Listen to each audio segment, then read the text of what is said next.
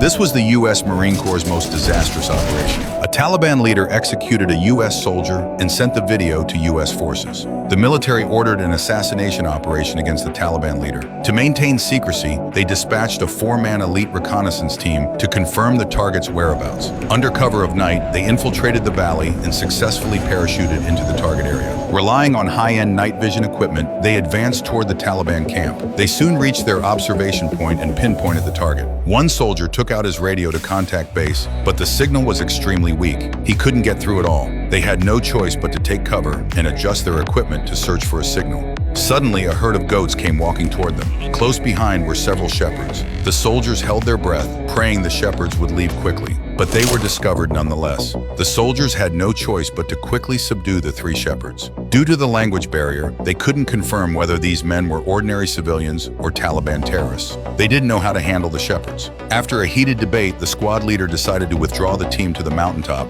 where they'd previously had a signal. So they released the shepherds. They had no idea that this action would lead to a catastrophic disaster for them. Soon the squad reached the mountaintop, but there was still no signal. They had no choice but to retreat back into the woods to take cover. Suddenly, one soldier heard a noise coming from ahead. He peered out and saw a large group of Taliban terrorists poised to attack.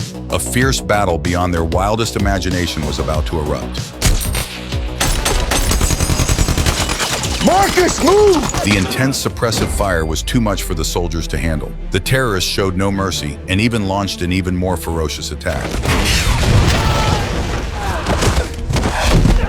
In the end, Marcus was the sole survivor of the entire squad. He immediately took cover behind a rock. Just then, a U.S. Army Chinook transport helicopter arrived in the mountainous area. As the rescue team was about to rappel down, an RPG was fired at them. The helicopter crashed, and all the rescue personnel on board were killed. Marcus was completely desperate. He crawled to the stream, dragging his severely injured leg. Just then, another shepherd appeared before him, the one they had let go earlier. The kindness they had shown him back then was now repaid. The shepherd took him back to the village and bandaged his wounds. Marcus wrote a distress message on a map, asking the villagers to deliver it to the nearest U.S. military base. However, it wasn't long before news of the U.S. troops hiding in the village was leaked. A Taliban commander rushed to the scene and seized Marcus. At that critical moment, the villagers unexpectedly raised their guns against the terrorists. It turned out these villagers had long been dissatisfied with the brutal Taliban. Outnumbered, the Taliban commander had no choice but to retreat for the time being. However, an hour later, the Taliban launched a brutal reprisal against the entire village. At the 11th hour, U.S. air support finally arrived. Apache attack helicopters dealt a devastating blow to the Taliban with their machine guns and rockets. Operation Red Wing finally came to a close amid a sea of blood and fire.